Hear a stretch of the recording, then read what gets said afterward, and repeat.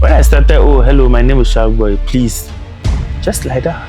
Rude. When I see content creators complain about not having gadgets, money, or any resources to start, I feel like they are just excuses. The toughest part of growing my platform in the early days was sometimes you see all these content creators, Charlie, he get money, he's rich, the money didn't come from only content creation. The highest amount I've made on YouTube in a month is if you don't package yourself and sell it to people, they'll see it to be just an ordinary content creator who is hungry. No, you have to be original. So after national service, I was offered a job opportunity in a beverage company here in Ghana, and they were willing to pay me 1,800 Ghana cedis a month as a salesman roaming on the streets of Accra and sweating. But I knew what I wanted, focused on the content creation, and today I'm making way more than that. Maybe you started content creation, wasn't working. Some people, when you see them, you know that it won't work. Just give up. Yeah, I'm being real. Welcome to today's episode of My Business Story, where real entrepreneurs share the raw, unfiltered journey behind their brands. We explore the moment that shaped their hustle, the challenges they've overcome, and the lessons they are still learning. Whether you are building your own business or just love a good story, you are in the right place. Let's get into it.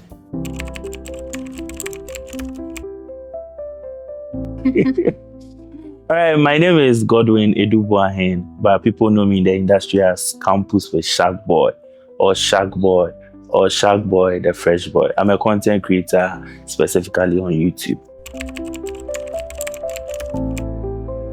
I wasn't inspired to be a content creator. I actually wanted to be a footballer.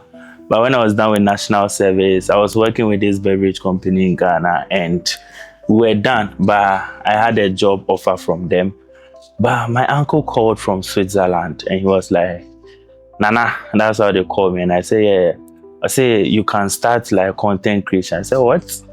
Like, which content creation? Oh, online, YouTube, TikTok, and those. I say, no. I can't do that because I'm not an internet person. I'm not a social media person. I'm even shy of people. I can't talk. Can't approach people. How do I become a content creator? And he was like, there's nothing in this world you cannot do.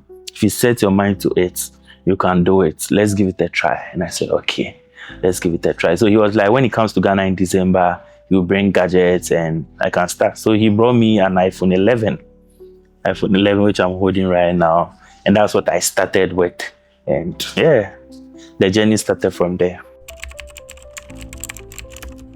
The first content I created was on 23rd January 2021 on University of Ghana campus, where I asked the level 100 if they are going to date level 400. So we started with that video and I posted it. After one day, it had just 35 views. I was like, I said it. How can I be successful? People are getting 10K, 100K, 1 million. When will I reach even 10K views and all that? So in my head, I was like, this thing will not work. But after 3 days, my friends were sending it to me on WhatsApp that a part of that video is trending on Twitter. So one of the Twitter guys went to screen record a part of the video where a girl said something viral and posted on Twitter. And it went viral. It became a trending topic on Twitter. People were talking about it. And they left Twitter to go and watch the full video on YouTube. So the views jumped from the 35K to 100 views to 500 views, 1K. So after 2 days, it hit 3K. Charlie, I called my uncle. Charlie, you put 3,000. I showed me. Say, hey, 3,000. I mean, kaka. Now call my mother. 3,000. Hey, you do 4,000. You do 5,000.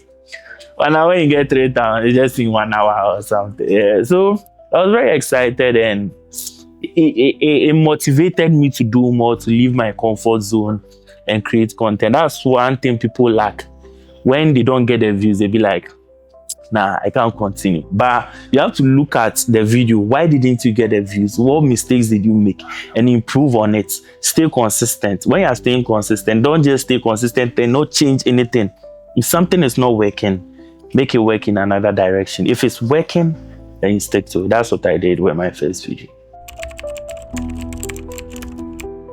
I selected my niche, that's interviewing girls or people on the streets on relationship topics, because I felt like we were too bored in the country and we needed someone to just be making us laugh and all that and bring people's relationship topics out and all that. So when I was in uni, I'm someone who is quite inquisitive. I want to know more about you and all that, especially when it comes to your relationship side. So I was like, okay, this is something I love. So why don't I take it on camera, just go around and be asking people their relationship issues and all that. And I didn't just do it the normal, because I remember when I started, a lot of people were doing it. Right now, most of them are not in the system anymore because they gave up. They were doing it, and they were doing it the normal way. Maybe they'll be like love or money, long distance or short distance. Like, those are boring topics. But I was more innovative. I was like, let me be more daring with my questions.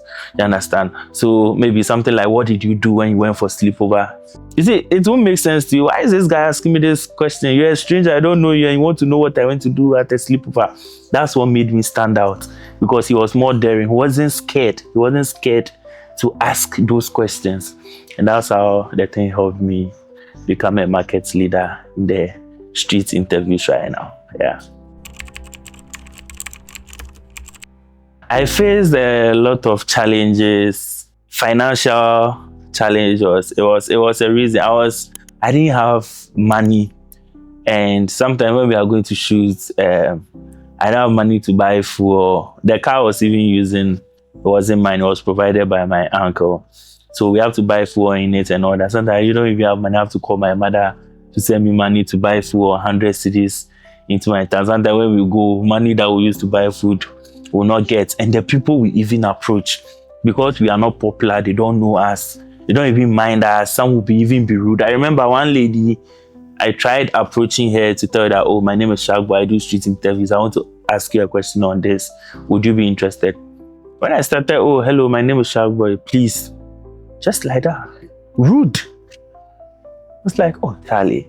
Sometimes, those times, I just sit down on campus and just be looking at all the people on campus, and I'm like, is this thing even worth it? Like, cause they don't even mind you, they are rude and all that. I remember it got to a point, we went to University of Ghana 4 consecutive days, from Monday to Thursday, to get people to interview. Can you imagine we didn't get anybody to say yes to us to do an interview with us? 4 consecutive. Monday, everybody said no. Tuesday, everybody said no. Wednesday, Thursday, we didn't even get one soul to interview. At that point, I started crying. Yeah, I cried on campus. Like, it wasn't like the serious, but it was just tears. I'm like, is this the end?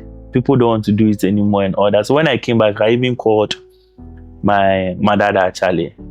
I think it's time I stopped this thing, because 4 days go to campus and nobody wants to do. She was like, oh no, that is how business is. It will not always be rosy and all that. Sometimes business drops, and that is when you have to pick up yourself and find ways to raise the business again. So it's part of the journey. I shouldn't worry and all that. She motivated me and I kept going. Yeah.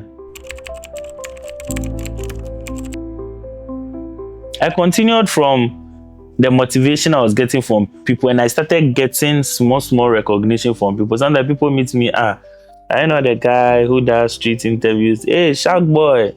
Hey, the fresh boy. I'm like, okay. People have started noticing what I'm doing. Okay, it pushes me to do more. Okay, they are watching, they are recognizing you. That means you don't have to give up.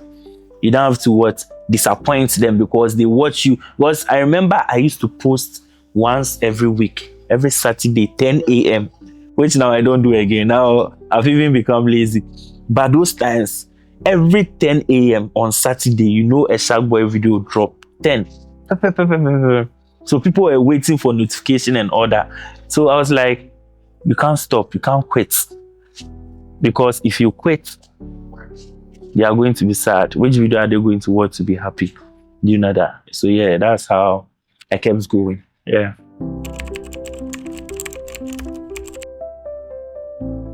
When I see content creators complain about not having gadgets, money, or any resources to start, I feel like they are just excuses. Because all the big content creators now, They didn't have money. They didn't have resources. They started with what they have. I started with an iPhone 11. And sometimes when my other phone goes off, I still shoot with the phone. When my other phone goes off, sometimes we still use this phone to record the rest and we just join them. So it's not an excuse. The thing is to do the work. If you have the phone or the camera or anything you have, just start with it. Someone is using a fancy camera right now because they have reached that level and they have the money to buy it. You don't have the money. So you have to concentrate on what you have to start. What is more important is you make sure that the content you are shooting is of high quality, the sound is correct, the camera quality, the person can be clearly seen, and whatever they are saying will add value to someone's life, either entertainment, education, or anything that will add value to the person's life. And if you do that, your channel or your pages are going to be growing. And when it grows, you start getting your brand deals, your monetization money and all that. And that is when you can invest some into the fancy cameras, the fancy lighting and all that. So for now, don't be pressured to start with expensive things. If you don't have whatever you have, start with it and make sure you are improving every video, or you're improving in every video. Yeah. Right now, content creation, people, that's one mistake people make. People see content creation to be, oh, I'm just creating content, we are having fun. Right now, it is a whole business. People are employing people to help them shoot, to become their editors, their videographers, their accountants, their advisors, their a whole lot. You understand? It is now like, it's like a sole proprietorship and you've employed people and all that. So treat it as a business.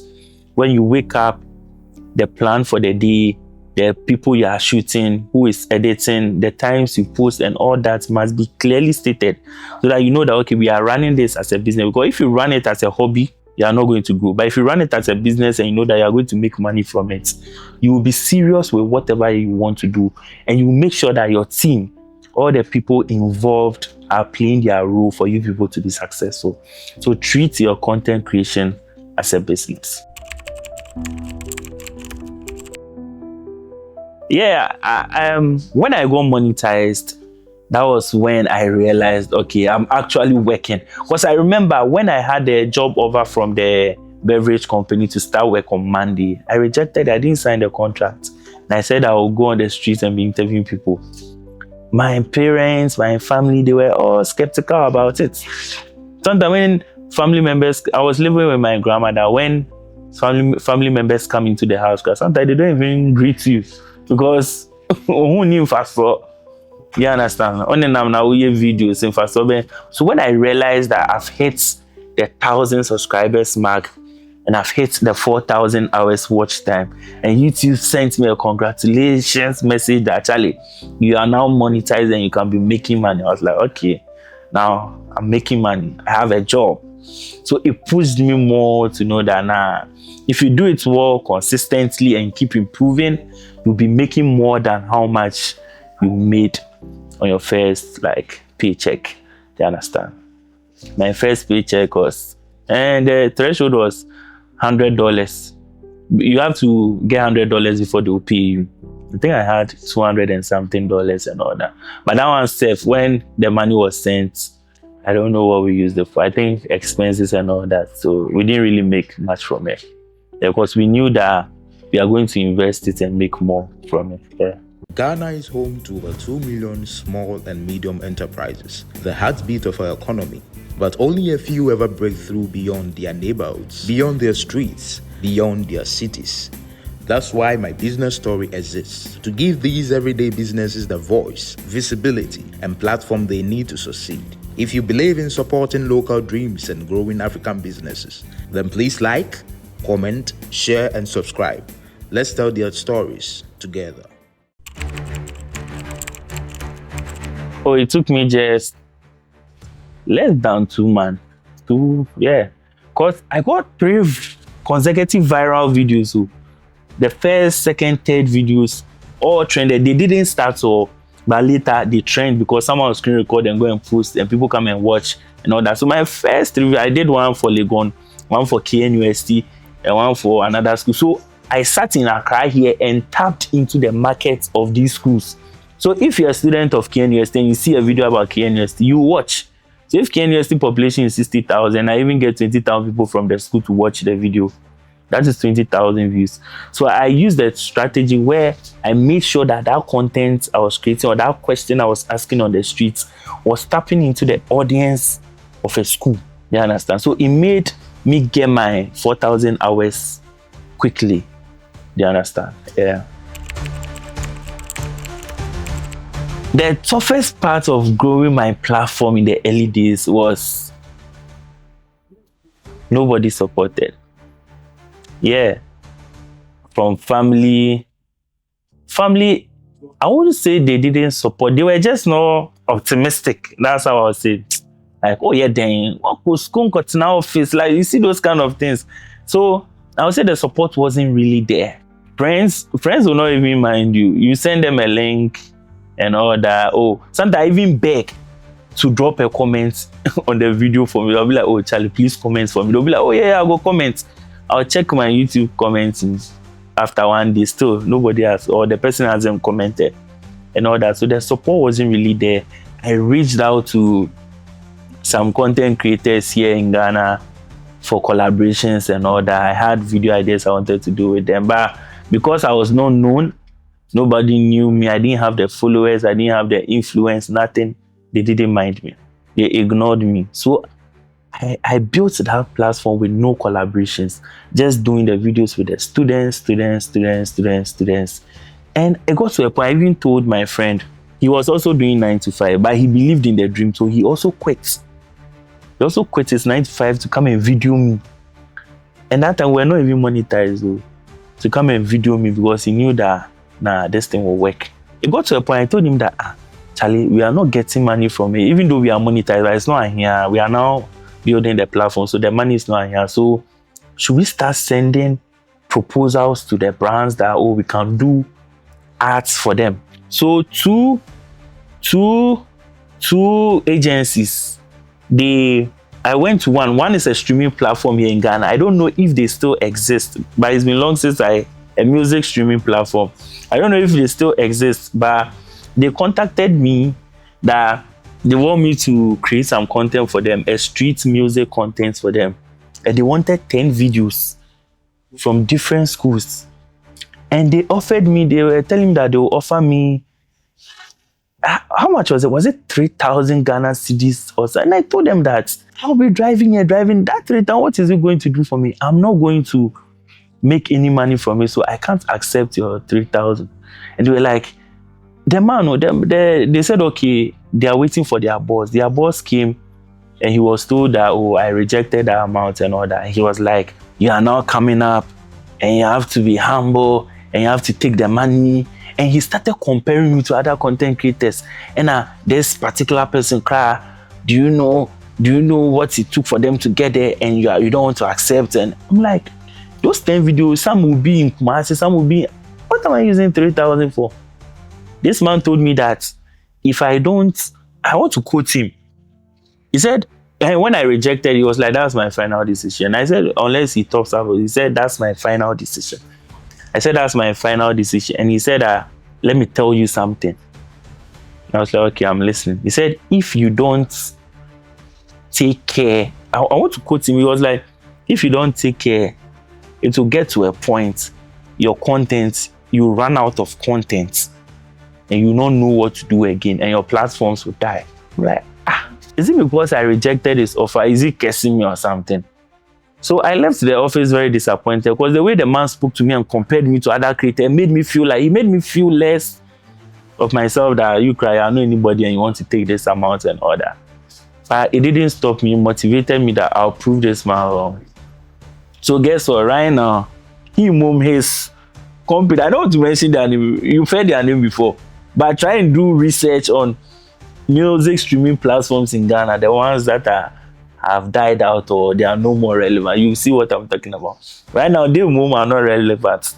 And he has left that company. I see him like managing another company, they are marketing or something. So such is life. He tried to bring my morale down and kill my spirits. but I didn't allow him. Yeah. Oh, handling criticisms, handling hate comments. That's one thing I'm very good at. Because me myself, I'm always laughing at myself. I'm always teasing myself. Sometimes I even insult myself. So if someone insults me, because it doesn't touch me. Sometimes they can insult me in the comment section. Then I call my friend, Charlie, to say. I just laugh because it doesn't move me. Because you, the person insulting me or something, when you see me, come talk. And I feel like they want a reaction from you in the comment section so that they'll tell their friends that, oh, he has replied, oh, I didn't know, and all that. So I've never been depressed or sad about any negative comment. They rather push me to do more for myself. Yeah. The biggest deal I've gotten from content creation, there are lots, but I've had deals with MTN, Momo, or Momo from MTN, and MTN themselves, Casa Preco, Fanice. There are lots, unless I try and remember. So when my friend said when I told my friend we should send proposals, my friend was like, no, let's hold on, let's focus on the content creation. When the brands see the work, they see the results, and they see the impact we are having, they will reach out. So I was like, okay, cool. So all the brand deals, most of the brand deals I've got, like over 90%, they reached out. Because normally I don't reach out because I don't know why. But it's not bad to reach out. If you know you have the numbers, you have the influence, and your page can help that particular brand, don't hesitate at all to reach out to them that, Charlie, we can help you. These are our numbers and all that. So please, let's sit down and have a conversation and see if we can have an agreement on it. So they reached out to me most of the time. But if you're a content creator watching me, don't hesitate to reach out if you know you have reached that level where you can help push someone's brand. Yeah. I think the second year, the first year was more of content, just shooting and growing my brand and all that. I think the second year was when I started like receiving emails and messages from these brands that, okay, they want to work with me because they've seen that I have the students population and they also target the students and all that. So a lot of brand deals came from that side. So it was mostly the second year. I didn't have 100K on YouTube, but I was around 50 something K, 60K. The brand was growing, and the videos, it's not even about the followers, the engagements, because a lot of creators had more followers than me, but I was getting the views, the engagement, the views, the likes, the comments and all that. Yeah, so they saw the engagements and they wanted to tap into the engagements. Yeah. Is that the content? So that is what content creators like lose focus. When they sit down, they think about, how do we get the followers? Is there a strategy to get the comments? Is there a strategy to get the views? There's no strategy. The only strategy is to focus on making that content valuable to the people who are watching, and try and find something that can give you a viral moment in that particular content, and the content itself will sell. When a content goes viral, automatically people comment, people like, people share. So focus on making that content quality, valuable, and something people will be interested in. That's the only formula. Yeah. In my first year, it was the monetization from the YouTube and all that. In my second year, it was still the monetization from YouTube. But from my third year to fourth, especially last year, people were like, Sharkboi, you've relaxed. Sharkboi, you're lazy. Sharkboi, you're not posting. Because I was making so much from brand deals that YouTube money wasn't even motivating me again to go and post. Because every time a brand will come, I want you to go and do this for me. We want to do a street something. We want you to host it for us. We'll pay you this. So it shifted my attention more to the brand deal. So I was always doing brand, like every week I have to go and shoot for a brand or something. Then my YouTube is there. Until now, people still complain that I'm not really consistent, because it's like money is coming from here, coming from here. So where the money is coming from plenty, I focus on that side. Mhm. So sometimes you start making money through monetization, but it will get to a time the brand use will overshadow the monetization, and you see that it will be shifting your focus. But don't let it shift your attention from the content, because the content that brought the brand use. So you have to be consistent with both of them. Yeah.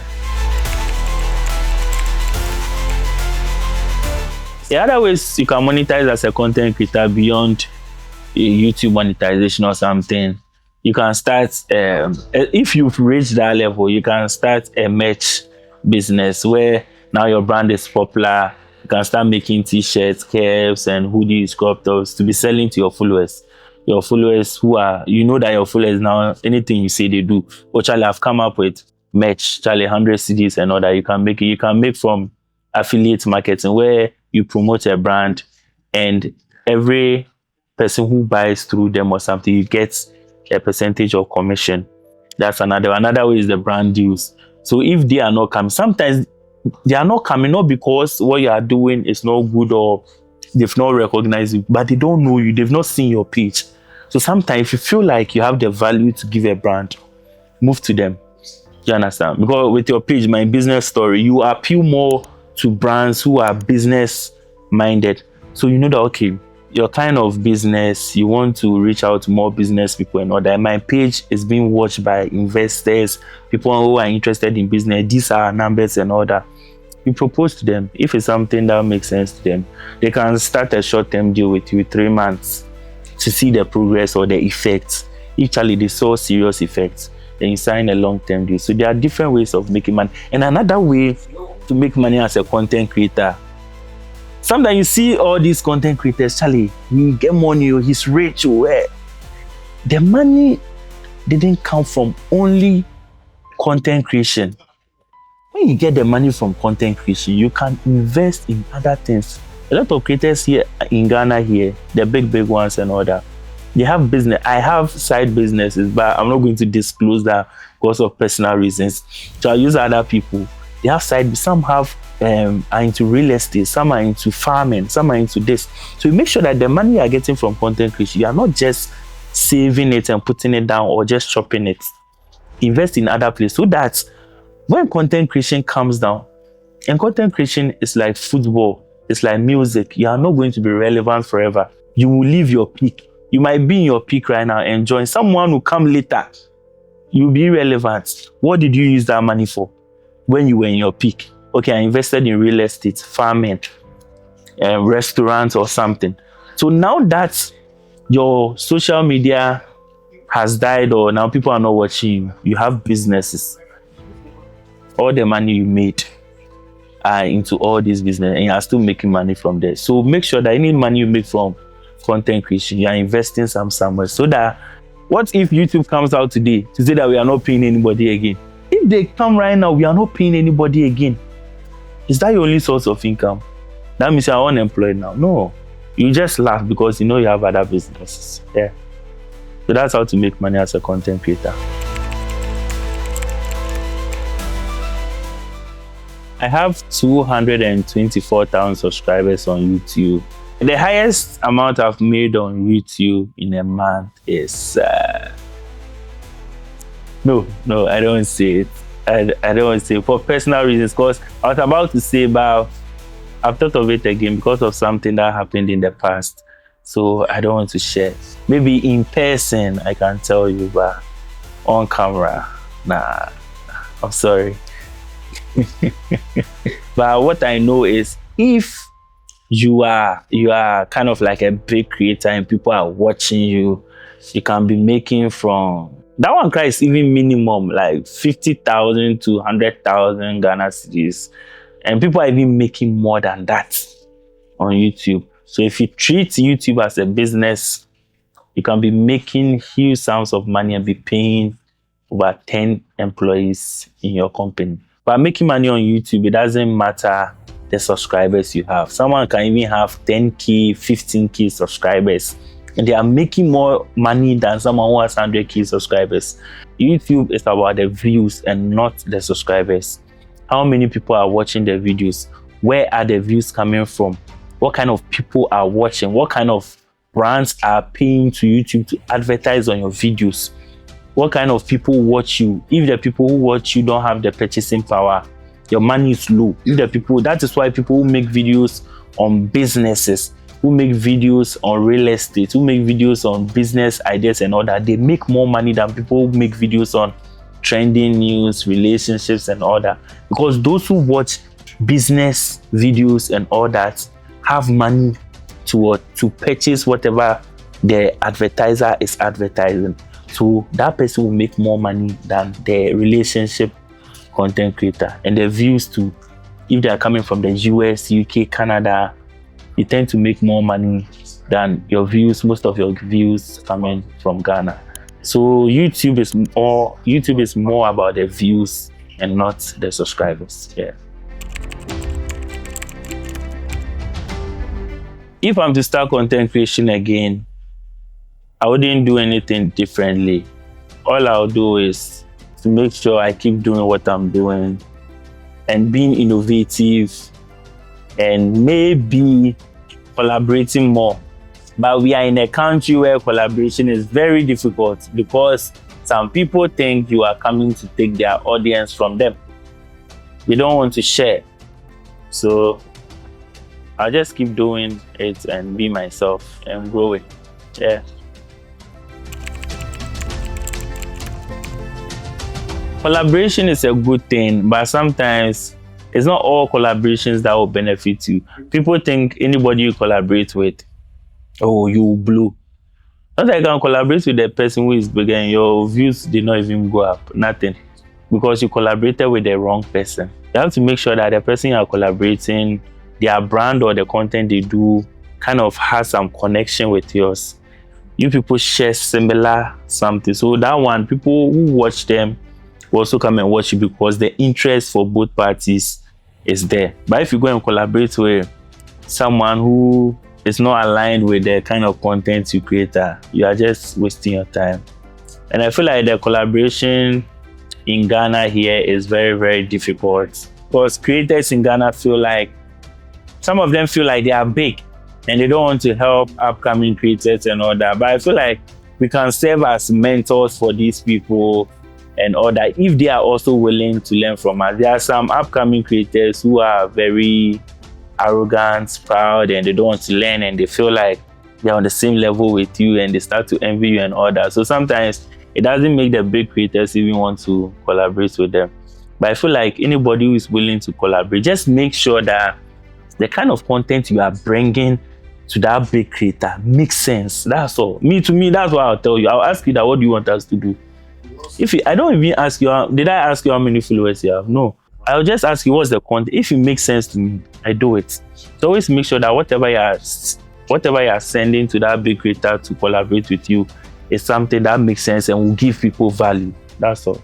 Yeah. Yes, you have to brand yourself as a creator to attract brands. There are a lot of TikTokers in Ghana who have millions. They have more followers than, like, I'm not even close. I just have 380,000 on TikTok or something. But there are TikTokers in Ghana. They have 3 million, 2 million, 1 million, 900,000, but they are not making money. They don't even have money, and sometimes they even go to their fellow creators to beg for money and all that. Because they didn't brand themselves. They are all about the content to make people laugh. But aside, when you put the content aside, are you a brand yourself? Do you step into a room and people want to pull out their phones and take selfies with you and all that? That is when you will know that, Charlie, I have a brand. But if you go somewhere, nobody recognizes you, or when they see you, they don't even regard you or anything, that means you should work on yourself and not only the content. Because branding yourself is like something that is raw and you pick it and package it and sell it to people. If you don't package yourself and sell it to people, they will see you to be just an ordinary content creator who is hungry. But if you brand yourself and you throw it to the brand that this is me, Sharkboi the fresh boy, when they see you now, they know that no, this guy can help us push our brand. So it's not all about the content. Once you are working on the content, work on yourself too. So you should know your name, how you dress, your colors, what you believe in, what are you adding to the society, what are you giving back to your audience. All those things become part of your brand. What are you known for? If you mention Sharkboi's name, oh, he's known for relationship, maybe girls, maybe street interviews and all that. So what are you also known for? If you are not known for anything, you might be known for something, but we know that thing and not you. So this is an advice to content creators, especially the TikTokers in Ghana. They should brand themselves. I see a lot of them with so much engagement, but they are not making money, and I feel very sad for them. Yeah. One secret with the business side of content creation is to be innovative. What worked for you 2 years ago will not work for you now. Whatever content you created 2 years ago might still work now, but might not give you more followers now. Take your audience to a different level. Let them know that you keep growing, you keep innovating, you keep coming up with different ideas and all that. And when they see that, they tend to love you more, push your brand more. And it also gets to the brands and they get to know that, okay, this guy is being innovative. People love him, he's bringing new things, and they would like to work with you. Don't stay the same. Make sure you are improving in every aspect of your content creation, and you are going to enjoy the fruit of your labor. Yeah. For new content creators, one mistake I see them do is copying or imitating a big creator.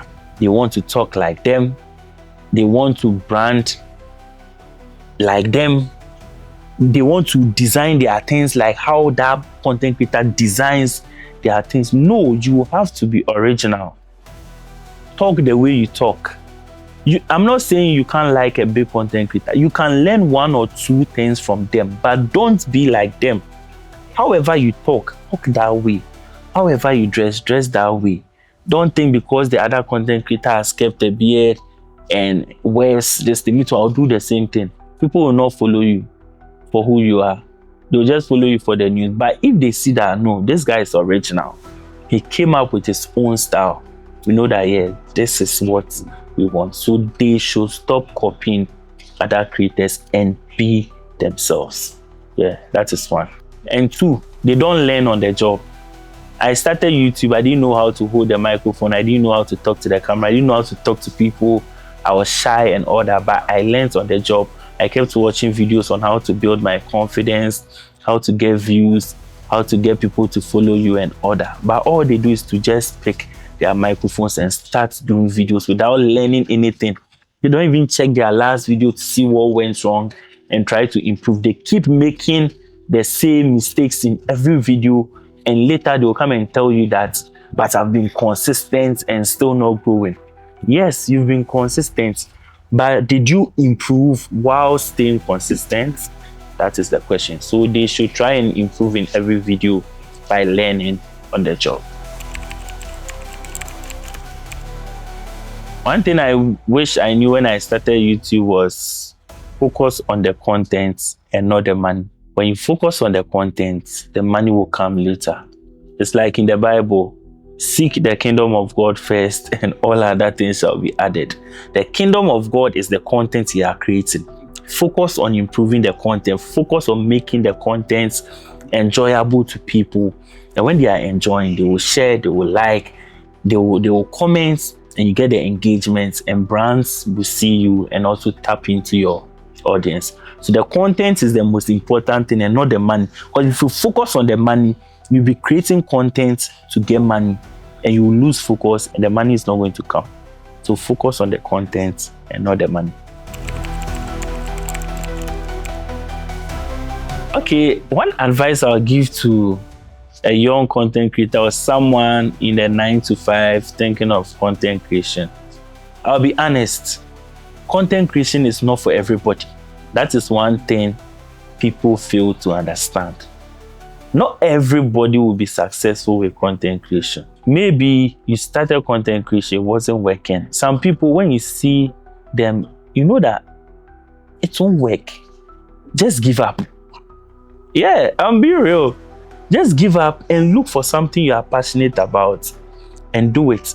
They tend to continue because they feel like, oh, they said if I stay consistent and blah blah blah, it's like being a footballer. No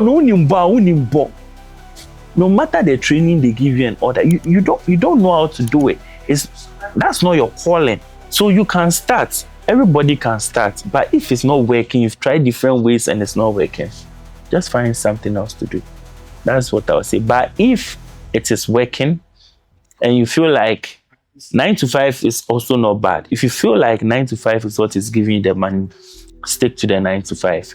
If you feel like the content creation is bringing you more money, you can quit the 9 to 5 and focus on the content creation as your new business. Treat it as a business if you want to make money. Yeah. But you can balance the two too if you are someone who is good at that. Yeah. So I have employed 2 people in my business right now. That is a videographer and a personal assistant. Yeah, I used to have an editor too, but they don't edit it to my satisfaction. So I decided to take the editing up on myself and still be doing it. But maybe later, when I feel like the workload is too much, I'll just delegate the editing to someone else. Yeah. My collaboration with Jesse Sa, that's JTube in the UK, happened when he texted me that he's coming to Ghana, and Charlie, they've been watching me in the UK and he knows I'm the best person to collaborate with. So when he comes, I was like, sure, let's do this. So when he came, we just met and we created bangers, and Charlie, we tapped into each other's audience, and yeah, that's how it went. So I'm also planning on going to the UK, and when I go, I create something with him too. Yeah. If I'm to go back to 9 to 5, I won't take it. Not because 9 to 5 is bad, but because I want to be a boss on my own. Because I want to be a boss on my own and be making more money than just the 9 to 5. Shout out to all 9 to 5. It's not a bad thing, but I know what I want. So after national service, I was offered a job opportunity in a beverage company here in Ghana, and they were willing to pay me 1,800 Ghana cedis a month as a salesman roaming on the streets of Accra and sweating.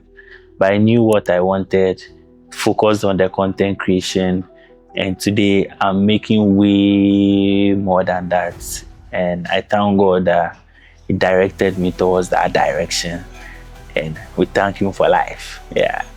My name is Godwin Edubuahin, also known as Sharkboi. I run the page Campus with Sharkboi on YouTube, TikTok, Instagram, and all social media platforms. And this is my business story. Please subscribe to my business story for more inspiring business stories. Thanks for watching today's episode of My Business Story. If this inspired you, don't forget to like, comment, and share it with someone chasing their own dream. Subscribe for more real stories from entrepreneurs across Ghana and beyond, because every business has a story and yours could be next. See you in the next one.